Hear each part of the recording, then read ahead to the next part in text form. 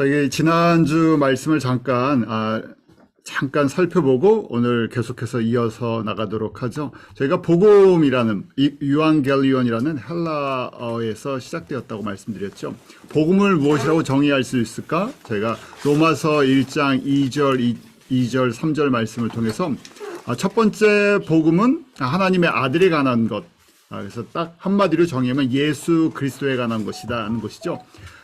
성경의 모든 것이 바로 예수 그리스도에 관한 것이다. 그래서 첫 번째 우리 로마서 1장 2절 말씀처럼 하나님이 선지자를 통하여 그의 아들 예수 그리스도에 관하여 성경에 미리 약속하신 것. 그래서 두 번째 복음은 무엇인가? 성경에 미리 약속하신 것. 누구에 대해서? 예수 그리스도에 대해서.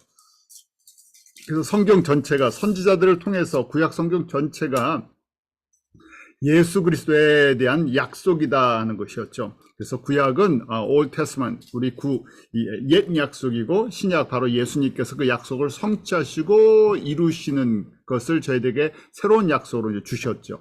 자, 그래서 복음을 그냥 한 단어로 이야기하면 바로 예수 그리스도라고 이야기할 수 있죠. 그래서 예수 그리스도에 대한 것이 구약에 약속되어 있는 것인데 어떤 내용인가? 첫 번째는 성육신 하신다는 것. 인간으로 다윗의 혈통으로 나신다. 우리 두 번째는 십자가에서 대속의 죽음을 치러주신다는 것. 그리고 죽으시고 3일 만에 부활하실 것 미리 약속하셨고, 이렇게 부활하심으로 말미암아 예수 그리스도가 하나님의 아들 구원자 되심이 선포되는 것이었죠. 그리고 이 복음의 비밀을 듣고 믿는 자들이 이제 하나님의 백성, 하나님의 자녀로 회복된다는 것, 그 순종하는 의미까지 다 들어가 있다고 말씀드렸어요. 그래서 간단하게 이것이 복음의 핵심 내용이기 때문에 이걸 꼭 기억하자 말씀드렸었죠. 사도는 이 복음을 증거하는 사람들이죠. 성경의 주제는 주된 주제는 바로 예수 그리스도의 복음이라고 말씀드렸어요. 지금 이 말씀들이요. 성경 전체가 예수님에 대한 것이다. 요한복음 5장 39절, 부활하신 다음에 누가복음 24장에도 말씀하신 것처럼 모세 오경과 선지자 모든 구약의 성경들이 예수 그리스도에 관한 것이다. 그래서 여기서 벗어날 때 저희가 성경에 대해서 오해할 수 있고 다른 시각으로 성경을 풀어나가죠. 그래서 많은 다른 의견들을 제시할 수 있는데 저희가 가장 핵심적이고 가장 중요한 것이 예수 그리스도의 이 복음을 정확하게 깨닫고 바라보는 시각이 저희들에게 꼭 필요하죠.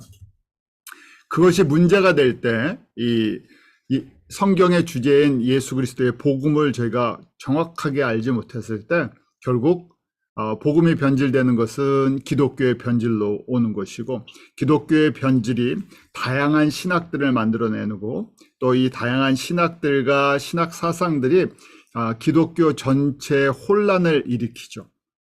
그것이 또한 어떻게 보면 마지막 때 주님께서 우리에게 경고해 주신 거였죠. 마지막 때가 되면 이런 부분들이 더 심각해질 것이라는 것이에요. 근데 사람들은 그렇게 생각하지 않고 일반 사람들은 다양성을 갖다가 인정하면서 이런 다양성 시대에 너무 복음을 주장을 하면 편협됐다고 생각을 하고 외골수라고 생각하고 그 다음에 극단적인 사람들이라고 거꾸로 핍박을 받는 시대가 될 거라고 예수님께서 말씀하셨는데 바로 저희가 그런 시대에 살고 있죠. 자, 지난주에 이 복음은 언제 준비되었나, 언제 하나님께서 복음을 준비하셨나 이 말씀을 하면서 이제 정리를 했었죠. 복음은 언제 준비가 되었나? 창세전에 준비가 되었다. 만세전에 준비가 되었다. 그래서 이 미리 정하셨다. 프리오리조라는 단어에서 나왔는데 이것이 때가 될 때까지 감추어 두셨다는 거죠. 감추어 두셨다가 때가 되어서 바로 예수 그리스도를 통해서 우리에게 이것을 계시해 주셨다. 열어주셨다는 거예요. 그래서 특별히 저희가 주님 오실 때 가까운 이 시대에 살고 있는데 이 시대는 어떻게 보면 모든 계시가 거의 다 열려있는 시대에 살고 있어요. 그래서 저희가 그런 복을 받고 있죠. 반대로 혼란의 시대에 살고 있어요. 너무 많은 정보들이 열려있다 보니까 사람들이 거꾸로 진짜 복음을 보지 못하는 이런 또 동시에 혼란의 시대에 살고 있어요. 자, 왜 복음을 창세전에 준비하셨나 하는 그 질문이에요. 창세전부터 준비하고 계셨다 하고 하는데, 그러면 저희가 이제 이 질문들을 할 수가 있죠. 하나님께서 인간을 창조하실 때 인간이 타락할 걸 알고 계셨나? 그럼 알고 계셨다고 해야 되죠. 왜요? 전지하신 하나님이 이걸 모르고 계셨다 그러면 문제가 되는 거죠. 이거 모르고 창조하셨다고? 아니, 알고 창조하셨어요. 그럼 왜 이렇게 저희가 보면 완전하게 완벽하게 한 번에 창조하시지, 사단의 유혹을 받아서 그 다음에 아담이 타락할 것이고 왜 이런 고통을 받으면서 사단에 다스리는 이 세상 속에서 우리가 살아야 되고, 왜 예수님이 이렇게 인간으로 오셔서 고통을 받으시고 십자가에 죽으셔야 됐나, 이런 거 없이 그냥 한 번에 딱 끝내셨으면 되는데, 전능하시니까, 전지하시니까.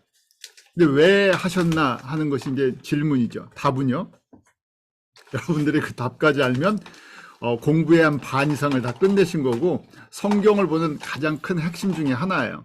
그래서 왜 창세전에 이것을 준비하셨나? 인간이 이럴 걸 아셨는데 그럼 목적이 있다는 거예요.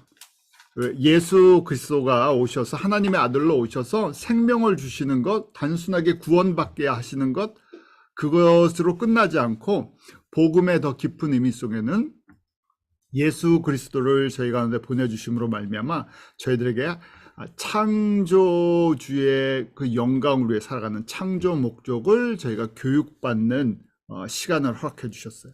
그래서 복음과 동시에 복음 속에는 하나님의 창조 목적이 숨겨져 있어요.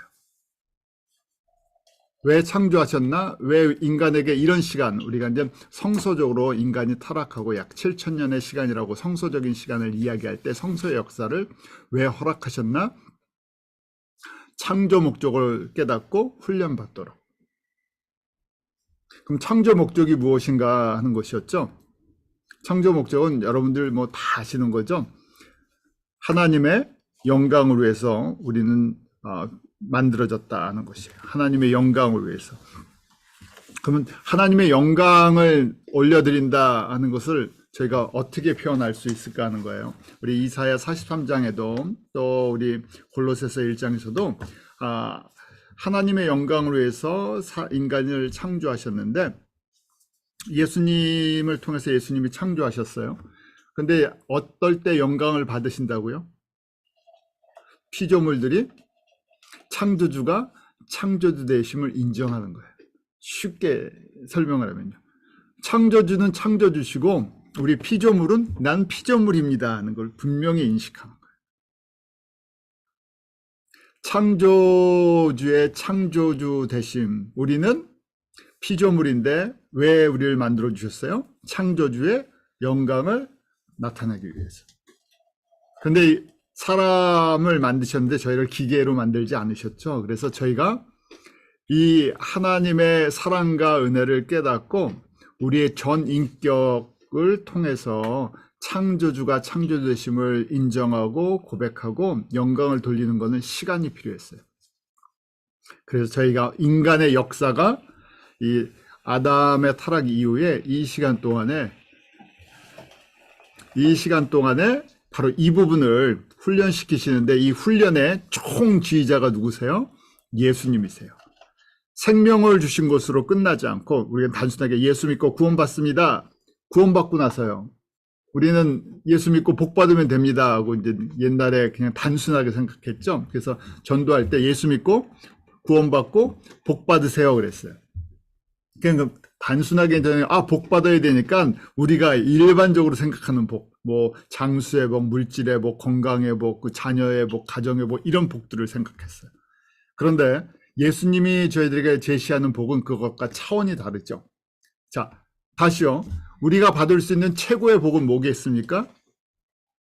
창조 목적, 창조주를 저희가 깨닫고 창조주께 영광을 돌릴 때 우리가 피조물인 저희도 가장 큰 영광을 받아요.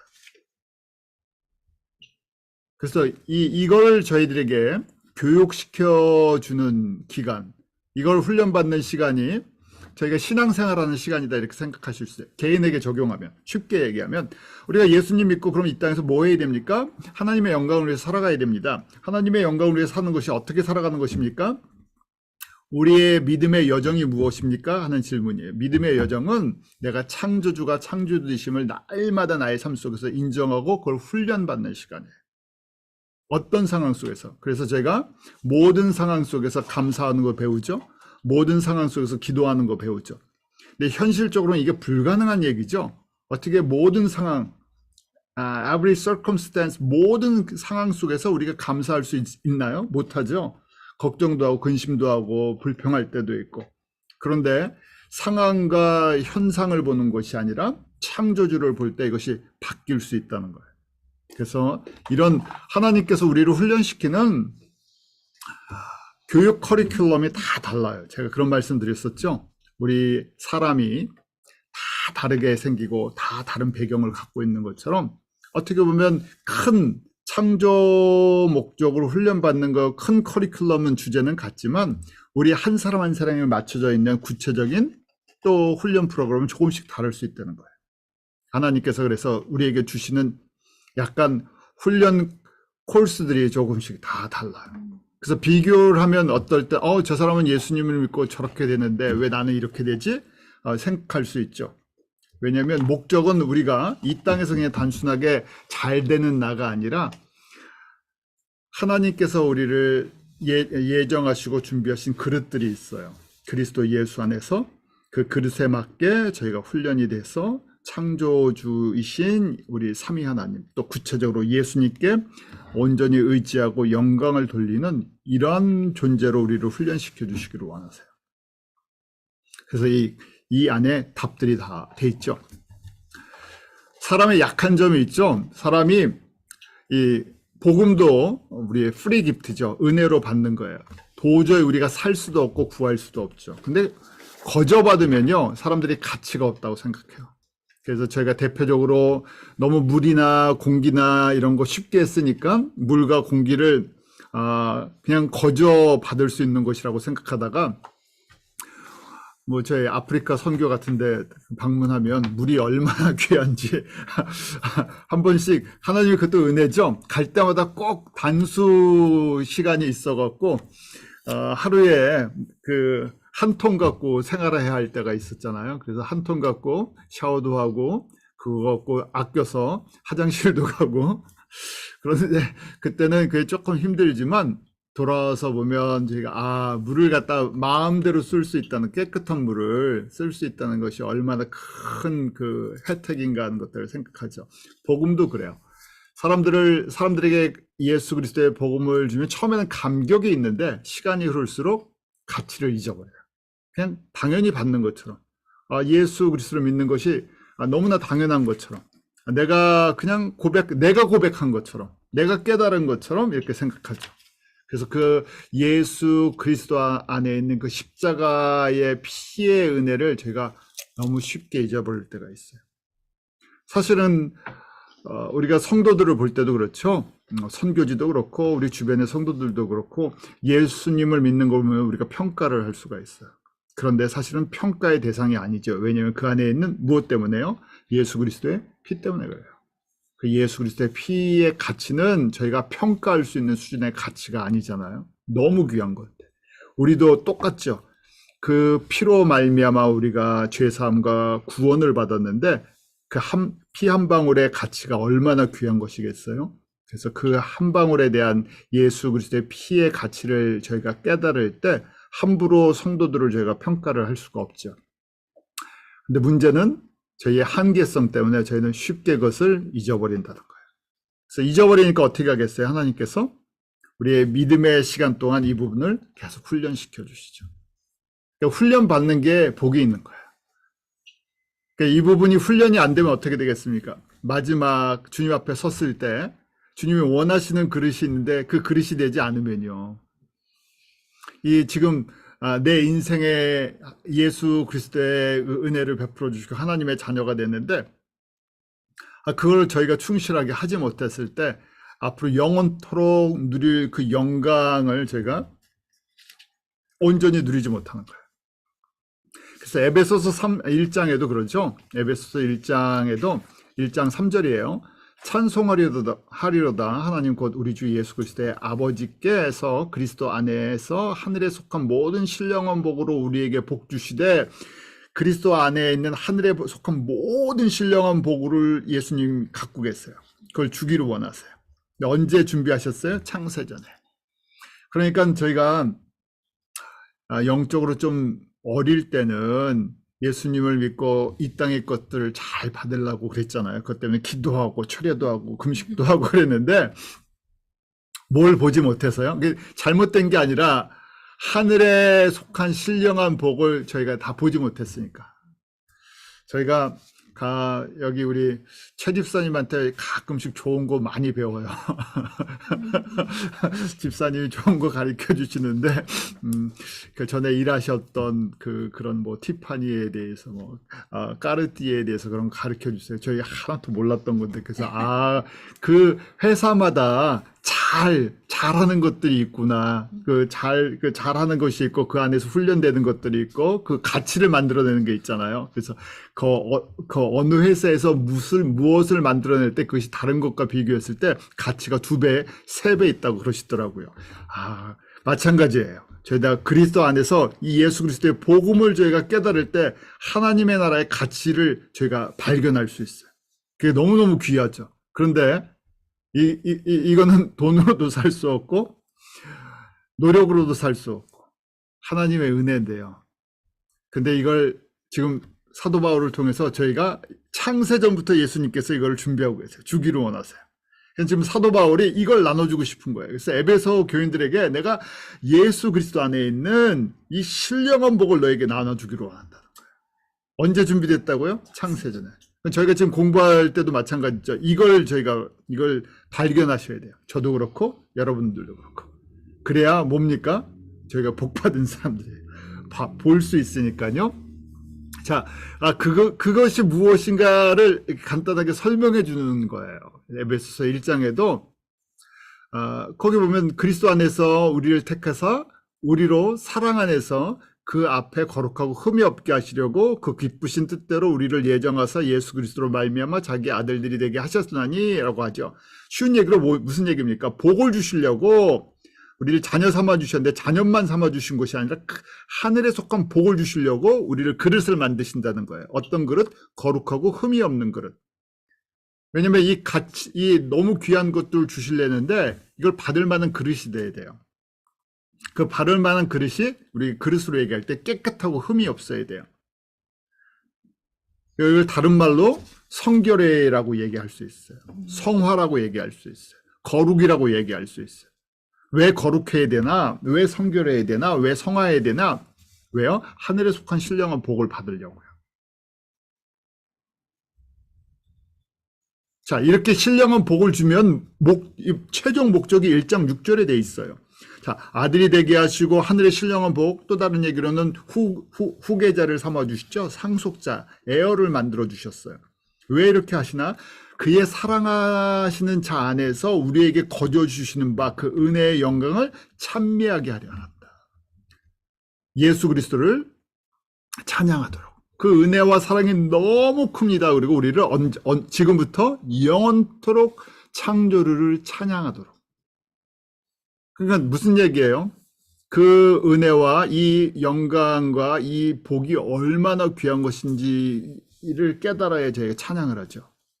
사도 바울이 모든 상황 속에서 항상 감사하고 기도한 그게 여기에서부터 시작이 되는 거예요.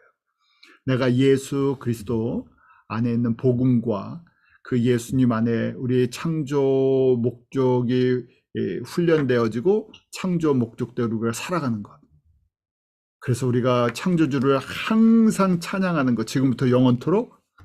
그러면 예수님도 영광 받으시고 우리도 그 예수님의 영광의 자리에 들어갈 수 있다는 거예요. 이것이 지금 복음 안에 다 들어있는 거죠. 왜요? 복음은 예수 그리스도에 가는 것이기 때문에. 단순하게 우리가 예수 믿고 구원받는 것, 이건 복음의 아주 1단계라고 얘기할 수 있죠. 기초 단계예요. 그래서 바울이 이것을 에베소 교인들에게 나눠주고 싶어요. 이거 왜냐하면 이거는 미스터리라고 되어 있죠. 예수 그리스도 안에 있는 이 복음, 이 신비는요, 비밀이라고 되어 있는데요. 3장 3절에 맺어서 미스터리, 사람의 지식과 지혜나 연구나 노력으로 발견할 수 있는 것이 아니에요. 하늘에 속해 있기 때문에. 그래서 그것을 예수님을 통해서 성령 안에서 우리에게 지금 하나씩 리뷰를 가르쳐주고 계신 거예요. 특별히 우리 서신서를 통해서 지금 사도 바울의 서신서를 통해서 이것이 하나씩 저희들에게 지금 바울이 이걸 제시해주고 있죠. 제가 지금 로마서를 지금 보고 있잖아요. 로마서는 주 몇 년에 기록됐다고 말씀드렸죠. 57년. 바울이 예수님을 만난 지 22년이 지나서. 그래서 지금 우리 신학의 꽃이다, 뭐 복음의 꽃이다고 이야기하는 로마서가 정리되고 있어요. 전에도 말씀드린 것처럼 사도 바울이라고 해도 한 번에 이 모든 은혜를 다 품을 수가 없죠. 22년의 훈련의 과정을 통해서 이 부분들이 정리가 되었어요. 그리고 3년, 4년이 지나서 지금 옥중서신이라는 에베소서를 기록할 때 이 부분이 다시 한번 정리돼서 에베소 성도들에게 나눠주고 있는 거예요. 이것을 가르쳐 주시려고 사도 바울을 통해서 서신서를 기록하게 하셨죠. 저희들에게 나눠주시는 메시지죠. 그래서요. 베드로도 이 부분을 이제 자신의 사역 말기에 깨닫게 됐죠. 그래서 창세전부터 미리 알리신 바 된 이 창세전이라는 이 표현을 쓰게 됐던 거예요. 이것이 즉석에서 아니면 그냥 우리가 죄를 지어서 예수님께서 내가 희생제물이 돼야 되겠구나, 죄를 좀 내가 대신 갚아줘야 되겠구나, 이렇게 단순하게 생각하는 것이 아니라 이 창세전부터 이 큰 하나님의 구원 계획과 창조 목적 훈련 학교가 그때부터 계획되고 진행되었다는 거예요. 그래서 그 전체 책임자, 진행하시는 분이 누구시라고요? 플랜은 누가 하셨어요? 성부 하나님, 우리 삼위 하나님의 관계성에서 성부 하나님이 플래너다. 삼위 하나님이 같이 하셨지만, 그리고 이 전체 이 구원 프로그램, 훈련 프로그램을 진행하시는 분이 누구시라고요? 성자 예수님이세요. 그리고 이걸 가능케 해주시는 분이 성령 하나님. 자, 저희가 지금 이런 이야기를 했어요. 그래서 이제 복음, 창조 목적에 대해서 조금 더 말씀을 나눌게요. 복음과 창조 목적에 대해서. 크게 이제 두 번째 단락인데, 자, 그래서 루시퍼의 타락을 알고 계셨고, 루시퍼의 타락을 허락하신 거예요. 루시퍼가 타락해서 우리 이제 뭐 천사장이었다, 뭐 그룹 천사였다 이런 얘기를 하죠. 루시퍼가 타락해서 사탄이 된 거죠. 하나님을 대적하는 자. 자, 저희가 뭐 루시퍼나 사탄에 대한 그런 말씀은 전에도 들었는데 간단하게 다 아시는 거니까요. 사단은 단수고 사단은 마귀들의 왕이다 이렇게 돼 있죠. 타락한 루시퍼가 이 세상의 임금, 이 세상의 왕라고 했을 때 사탄은 대적자라는 뜻이라고 됐었죠. 그리고 단수형이다. 또 마귀라고 할 땐 단수가 될 수도 있고 복수가 될 수가 있죠. 일반적으로 루시퍼가 타락할 때 천사 3분의 1이 함께 타락했다. 그래서 천사들의 직급에 따라서 마귀들도 계층 사회라고 됐죠. 마귀들이 있고 마귀들의 왕, 그 마귀들의 왕해서 사탄을 이야기할 때 단수형 마귀, devil이라고 쓸 수도 있어요.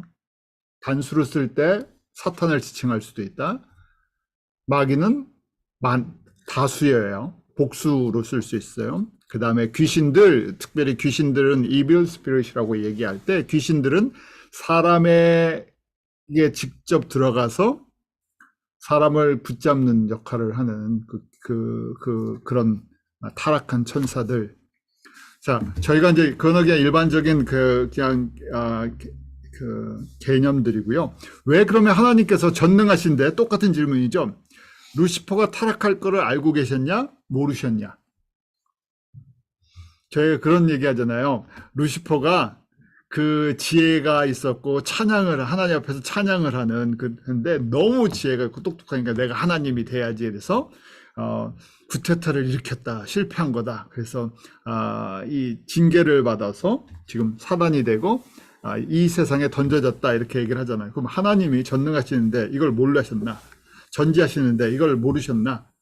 이거 전능하시니까 이걸 막을 수 있었는데 왜 이렇게 허락하셨나? 이 질문이 나오잖아요. 그래서 그 질문에 대한 답을 생각하다 보니까 창조 목적을 하나님의 자녀들에게 시켜줘야 되는데 옆에서 악역을 좀 하는 존재가 필요해요. 왜냐면 저희를 채찍질 할 때 채찍질이 되게 도구가 되는 그런 가시 역할을 좀 사람이 약해서 찔러줘야 되는데 사단과 이 마귀들, 귀신들을 통해서 찌르는 역할을 하도록 하셨다는 거예요.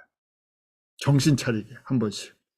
이스라엘 백성들이 구약 때 우상 숭배를 심각하게 하면 주변에 그 이방 나라들을 통해서 징계를 받게 하시죠. 그래서 채찍의 도구로 이 주변에 이방 나라를 쓰셨는데 그것처럼 지금 타락한 사단과 마귀들, 귀신들을 그렇게 쓰신다 하는 거예요. 그래서 지금 우리가 훈련받는 장이 군대로 가면 뭐 유격 훈련 받는 그런 형태로 만들어 놓으셨다는 거예요. 왜냐하면 이 지금 훈련장 우리가 보이는 지금 이 세상의 훈련장의 책임자는 총 책임자는 예수님이시지만 이 훈련장의 책임자는 이 세상 임금으로 사단을 임명을 해놨다는 거예요. 요한복음 12장 31절에 우리 사단에게 그래서 이름을 줬어요. 사단에게 이름을 줬는데 루시퍼가 타락하면서 첫 번째 이름이 우리 이 세상 임금이다. 요한복음 12장 31절이죠. 이제 이 세상의 심판이 이르렀으니 이 세상의 임금이 쫓겨나리라. 이게 이 세상의 임금이라고 돼 있어요. 그러니까 이 세상의 권세, 이 임금, 이 Prince of this world라고 돼 있잖아요. 그러니까 이 세상의 파워는 이 세상에 속한 파워는 사단이 쥐고 있다는 거예요. 템포러리지만.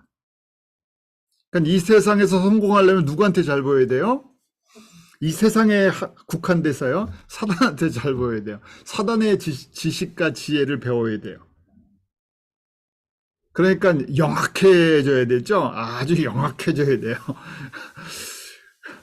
왜냐하면 이 세상으로 끝나니까요. 이 세상의 파워를 주셨다는 거예요. 목적은 제가 지금 여기가 유격 훈련소예요. 여긴 좋은 데가 아니에요. 그래서 저희한테 정신 차리게 훈련을 받는 건데 훈련 큰 프로그램 주제가 뭐라고요? 창조 목적 훈련이에요. 창조 목적이 뭐라 그랬었죠? 창조주를 인정하고 창조주께 영광 돌리게 하는 거예요. 그러니까 저희를 너무 잘 아시는데 그러니까 저희 사랑하시니까 어떨 땐 이런 속에서 이렇게 훈련을 받는데 이 지역의 훈련 책임자를 지금 사단을 그렇게 만들어놔서 끊임없이 우리를 어떻게 합니까? 유혹하게 해요. 유혹을 안 받으려면 어떻게 합니까? 유혹을 느끼지 마셔야 돼요. 자, 예수님이 다 가르쳐 주셨잖아요. 돈의 유혹을 안 받으려면 어떻게 돼요? 돈을 사랑하지 말아야 돼요. 돈을 생각하면 돈은 중립성이죠. 도구예요. 도구인데 사람들이 이 도구를 어떻게 합니까? 섬기죠. 사랑을 해요. 도구로 주셨는데 돈을 사랑해서 뭐처럼 생각해요? 신처럼 생각해요. 그 파워가 얼마나 큰지 예수님께서도 경고하셨어요. 이 돈과 예수님을 같이 섬길 수 없다. 그런데 그렇게 섬기고 싶은 유혹이 있다는 거예요. 왜요? 이 세상은 뭘로 움직이기 때문에. 돈으로 움직이기 때문에. 그래서 저희가 살고 있는 여기 어디에 살고 있습니까? 저희가 미국에 살고 있는데 미국은 기본적으로 무슨 주의예요? 자본주의예요. 아주 훈련을 우리가 제대로 받고 있죠. 미국에서 훈련을 받는 것, 돈 훈련을 제대로 받고 있습니다. 그래서 여기서 유혹에서 이겨내는 법 사랑하지 마시고 하나님께서 주신 도구구나. 창조 목적을 저희가 정확하게 창조주와 창조 목적을 정확하게 인식하면 승리하시는 거예요. 그런 각도에서 저희가 이걸 인식하면 마귀나 사단이나 귀신이나 두려운 존재가 아니라 무슨 존재라고요? 옆에서 우리가 말을 잘 안 들으면 한 대씩 예수님께서 그 가시를 통해서 채찍을 통해서 막대기를 통해서 한 번씩 정신 차리게 하는 도구다. 그러니까 저희가 정신을 바짝 차리고 있으면 어떻게 돼요? 아무 상관이 없다는 거예요. 자, 두 번째 이름 저희가 알고 있죠. 고린도후서 4장 4절에 보면 이 세상의 신이다고 돼 있어요. 그 중에 이 세상 신이 믿지 아니하는 자들의 마음을 혼미케 하여라고 되어 있죠. 이 세상 신, 그러니까 모든 우상, 모든 세상의 종교들이 갖고 있는 것은 그 위에 누가 있다? 사단이 갖고 있다. 목적은 뭐냐? 혼미케 한다. 거기 설명이 됐죠. 마음을 혼미케 해서 그리스도 영광의 복음의 광채가 비치지 못하게 한다. 그러니까 영광의 빛, 복음의 빛 가운데 들어가지 못하도록 우리를 혼돈케 하죠. 어둠이 진짜처럼 보이게 한다는 거예요. 그래서 저희가 이 세상의 종교, 거짓 우상, 그 다음 그리스도인들이 복음과 지금 이 복음 본질을 정확하게 인식하지 못할 때 어떻게 되겠어요? 혼미케 되겠죠. 사단의 전략은 뭐겠어요? 저희가 사단 쪽에서 봤을 때는 교회 다녀도 괜찮아요. 뭘 모르면 돼요. 예수 그리스도의 복음을 희미하게만 알고 있으면 돼요. 그러면 얼마든지 자기의 손에 밑에 둘 수 있죠. 그러면 저희가 창조주이신 예수님 입장에서 보면 뭐겠어요? 훈련을 받아야 되는데 훈련을 받는 이유를 잘 모르는 거예요. 신앙생활이 어떻겠습니까? 신앙생활이 고달퍼요. 그렇죠. 신앙생활이 고달프든지 아니면 뭘 찾겠습니까? 예수 믿고 잘 되는 나를 찾아서 끊임없이 방황해요. 그런 메시지, 그런 거를 갖다가 제공해주는 교회나 목회자나 그런 데를 쫓아가겠죠. 그래서 부흥 집회할 때 그런 데를 쫓아가야 되죠. 그러면 어떻게 됩니까? 마음이 평안해지죠. 무슨 혼돈하지 마세요. 혼미케 되니까 혼미한 걸 받아야 마음이 편안한 거예요. 혼미한 게 좋은 거다 그래야 되잖아요. 근데 복음이 들어가면 어떻게 돼요? 드러나니까 갈등이 시작돼요. 빛과 어둠이 공존하지 못하잖아요. 그럼 복음이 비춰지기 시작하면 찾아오는 게 무엇인가? 갈등이에요. 왜냐면 내가 지금 어느 상태에 있는 것이 살짝 보이니까요. 그럼 저희가 결단을 해야 하는 그런 순간이 됐죠.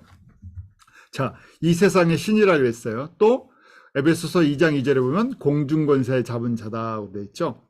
이 세상 풍속을 쫓고 공중의 권세 잡은 자를 따랐으니 라고 돼 있어요. 예수 그리스도를 믿기 전에 너희가 이 세상 풍속, 그러니까 지금 이 세상을 움직이는 흐름은 무엇입니까? 이 세상의 뭐 문화, 물질, 가치관 전부 공중권세 잡은 마귀 사단에 의해서 흘러가고 있다는 거예요. 특별히 주님 오실 때가 가까운 시대는 이게 더 심각하죠. 저희가 그래서 그런 홍수 시대에 살고 있어요. 인포메이션도 홍수, 그러니까 이 거짓인지 진짜인지 모르는 지식들과 내용들이 쏟아져 나오고 복음 안에서도 다양한 그 신학 이론들과 설교 내용들이 저희가 쏟아져 나오잖아요. 그러다 보니까 사람들이 관심이 없어져요. 사람들이 관심이 없잖아요, 이제는. 그런 거에 관심을 안 갖고요. 다른 쪽으로 돌려버리죠. 자, 왜요?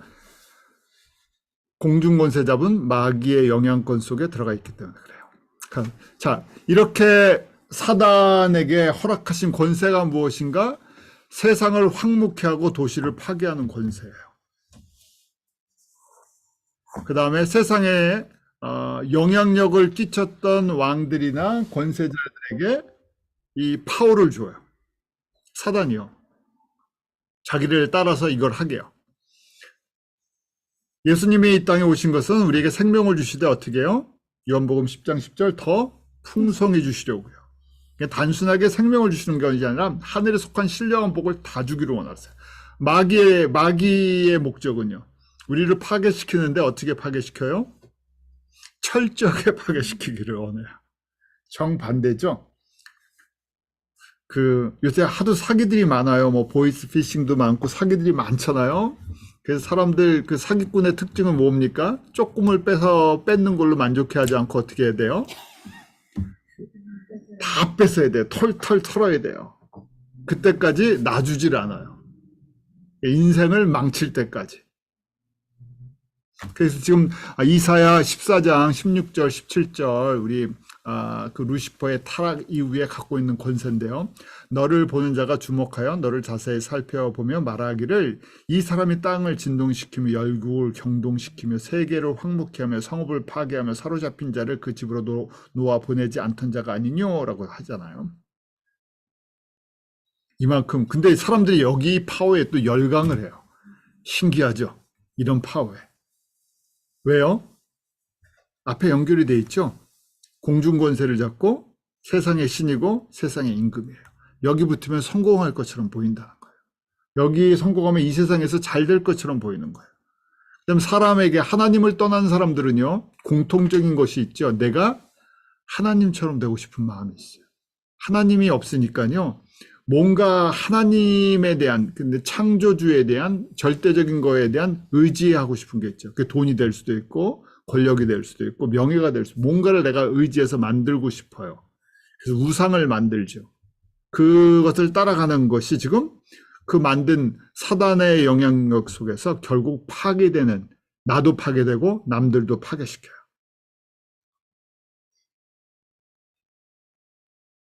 그래서 저희가 크게 보면 오해하지 마세요. 이사야 54장 16절에 보면 숯불을 불어서 자기가 쓸만한 연장을 제조하는 장인도 내가 창조하였고 파괴하며 진멸하는 자도 내가 창조하였은즉 지금 무슨 얘기입니까? 하나님께서 선한 자나 악한 자나 마귀나 천사나 하나님의 백성이나 마귀의 백성이나 다 누가 만드셨다고요? 하나님이 만드셨다는 거예요. 근데 왜 만드셨나? 목적이 있으시다는 거예요. 무슨 목적인가? 하나님의 창조 목적을 완성해 가기 위해서 이렇게 하셨다는 거예요. 그래서 복음은 조금 죄송한 표현 같지만 세상 사람들이면 좀 그렇지만 복음은 하나님의 자녀들에게는 복음이지만 세상 사람들에게는 이것이 하나님의 자녀가 아닌 저희가 이제 예정적인 측면에서 하나님의 자녀가 아닌 마귀의 자녀로 예정되어 있을 때 마귀의 자녀일 때 입장에서 보면 뭡니까? 복음은 편협적인 사랑일 수 있어요. 우리에겐 복음이면 저들에게는 어떻게 됩니까? 복음이 아니죠. 하나님께서 하나님의 백성을 구원하시고 창조 목적을 훈련시키시고 하나님의 영광에 참여시키기를 하나님의 영광을 나눠주시기를 원한 하나님의 큰 계획이 있으셨기 때문에 그래요. 그래서 이 시작을 저희가 생명나무와 선악을 알게 하는 나무의 열매에서부터 볼 수 있죠. 저희가 생명나무, 선악을 알게 하는 똑같은 질문이에요. 왜 생명나무랑 선악을 알게 하는 나무를 동산, 에덴 동산 중앙에 허락하셨나? 뭐만 만드시면 되는데. 생명나무만 만드시면 되는데. 그렇잖아요? 왜요? 생명나무의 역할은요. 그 생명나무의 열매를 먹으면서 우리가 영원히 사는 거예요. 그것만 있으면 되는데 뭘 만들어 놓으셨어요? 선악을 알게 하는 나무를 만들어 놓으셨어요. 그러면서 뭐라고 말씀하세요? 그거를 먹으면 어떻게 된다고요? 죽는다고 하시면서 그걸 왜 만들어 놓으셨어요? 그러니까 왜 그걸 허락하셨나? 그 기능은요, 창조주를 총각해 보는 기능이에요. 빛의 역할이다. 우리 말씀은 내 발의 등이요, 등불을 역할을 하죠. 선악을 알게 하는 나무는요, 그게 정확하게, 그걸 저희가 정확하게 목적을 인식하면 마귀가 보여요. 창조 목적이 저희가 분명히 이해돼요. 근데 저게 없으면 뭡니까? 마귀가 안 보여요. 창조 목적을 제가 잊어버려요. 창조 목적을 제가 잊어버리면 어떻게 됩니까? 내가 나의 영광을 위해서 살아가는 거예요. 그래서 사단의 역할 중에 권세가 마음을 혼미케 한다 그랬죠. 이 세상 왕, 이 세상 신이요. 우리를 혼미케 하려면 뭡니까? 우리 안에 생명의 빛, 이 참 빛을 발하지 못하게 해야 되죠. 그래서 지금 선악을 알게 하는 나무는 빛을 발하는 거예요. 어떤 빛인가? 선과 악을 보는 건데요. 정확하게 창조주와 피조물을 볼 수 있는 거예요.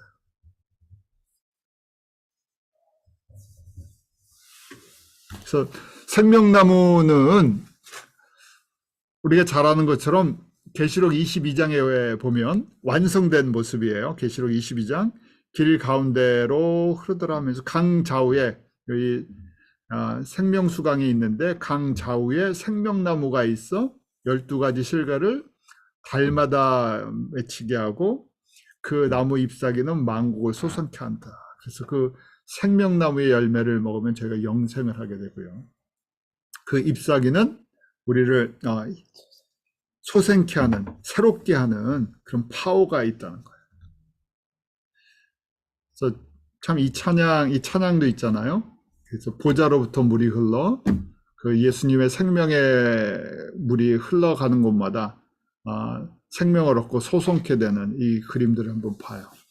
그런데 거기에 중요한 역할이 선악을 알게 하는 나무요. 창조주가 창조주 되심을 깨닫게 해주는, 바라볼 수 있게 해주는 거예요. 그럼 절대 저희가 뭘 하지 않아요? 창조주를 정확하게 보면 뭘 안 하겠습니까? 쉬운 얘기로 구약적으로 우상 숭배할 필요가 없어요. 사단의 공격을 두려워할 필요도 없죠. 우상 숭배를 한일 때 우리 구약에서 채찍의 역할을 하는 그 도구들이었잖아요. 그러니까 그 맞을 이유가 없어요. 그러니까 저희가 조금만 지혜로우시면요, 맞지 않으셔도 돼요. 저희가 공부하는 목적이 뭡니까? 소극적으로 보면 맞지 않으려고요. 적극적으로 보면 복을 받으려고요.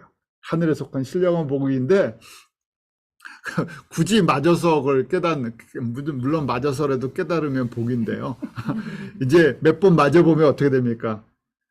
이거 그만 맞아야 되겠구나. 하나님께서 우리를 때리시는 게 목적이 아니잖아요. 이스라엘 백성들을 때리고 싶으셔갖고 옆에 주변 나라를 들고 어디 말 듣나 않는다 보자. 내가 얼마나 너희들을 보자 하면서 몽둥이를 들고 때리시려고 준비하시는 게 아니잖아요. 저희를 사랑의 매라 그러죠. 사랑하시기 때문에 이렇게라도 정신 차리고, 그래서 나라도 빼앗겨 보고, 그런데 어떻게 하세요? 다시 돌려보내세요. 회복시켜서 다시 회개하면 다시 돌려보내는데 얼마 가지를 못했죠. 그러니까 또 한 대 때려서 정신 차리게 하시는데, 그거는 그림자였어요. 예수 그리스도를 통해서 저희들에게 보여주시기 위한 그림자였죠. 저희가 예수님께 온전히 의지할 때 지금 이 안에서 이런 모든 것들이 회복되는 걸 보게 돼요. 자, 이 큰 그림이 그래서 아담의 타락과 여자의 후손으로 이어집니다. 아담의 타락은 어떻게 보면 하나님의 계획 속에서 있었던 거죠. 사람을 이렇게 만들어 놓으면 타락할 거 알고 계셨어요. 타락을 막지 않으셨어요. 왜요? 이 7,000년의 인간의 역사, 타락의 역사를 통해서 이 미리 정하신 예수 그리스도에게 인간으로 오셔서 생명을 주시고, 창조주가 창조주 되심을 깨닫게 해주시고, 창조 목적을 훈련받게 하시고, 마지막 이 신령한 하늘에 속한 이 복들 영광에 참여시키도록 하기 위해서 이 큰 계획을 갖고 계셨다는 거예요.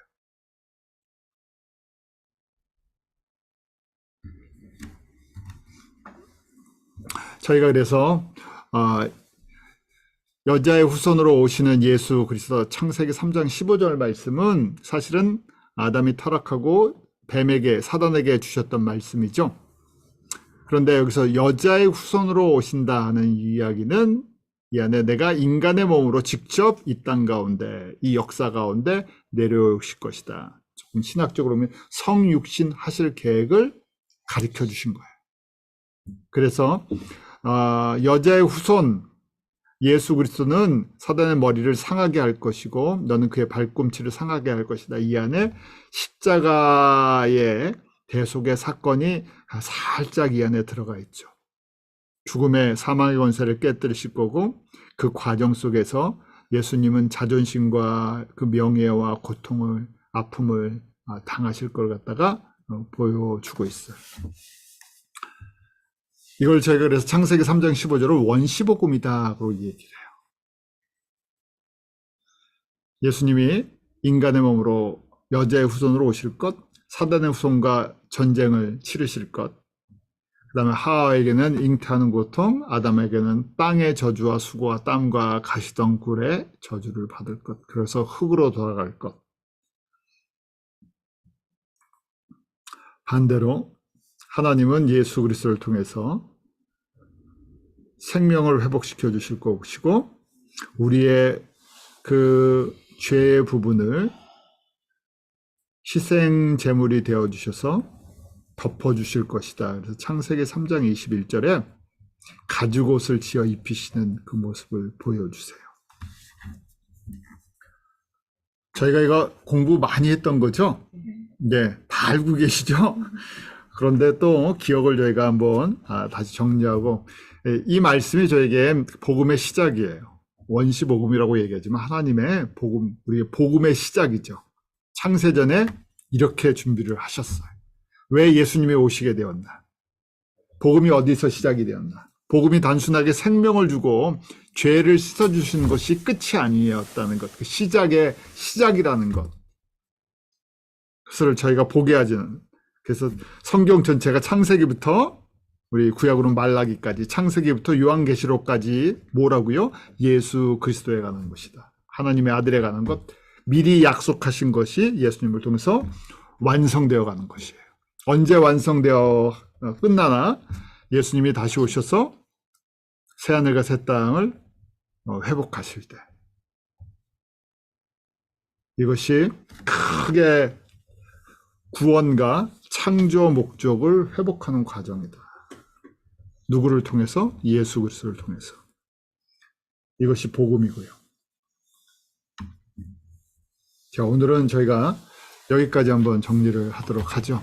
여러분들, 이 말씀은 여러분들이 묵상하시고 또 가르치시고 또 적용하시고, 왜냐하면 우리의 은혜의 시작이고 우리의 은혜의 완성이 예수 그리스도 안에서 이 받은 하늘의 신령한 복이기 때문에 그렇죠. 기도하겠습니다.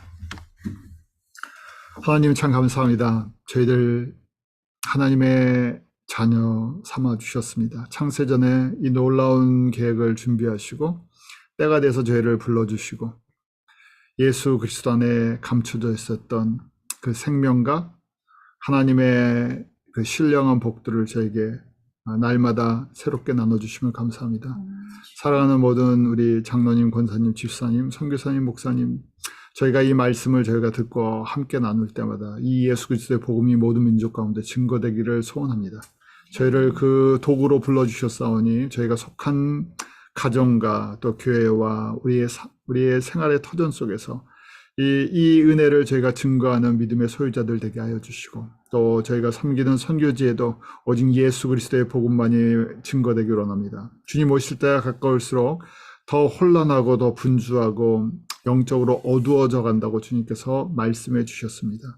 저희들 깨어있게 하여 주시고 서로 돌아보아 사랑과 선행으로 격려하게 하여 주셔서 주님 오실 때가 가까울수록 저희가 더 이 예수 그리스도의 복음의 온전한 능력을 증거하며 나눌 수 있는 귀한 믿음의 동역자들 되도록 은혜 베풀어 주시옵소서.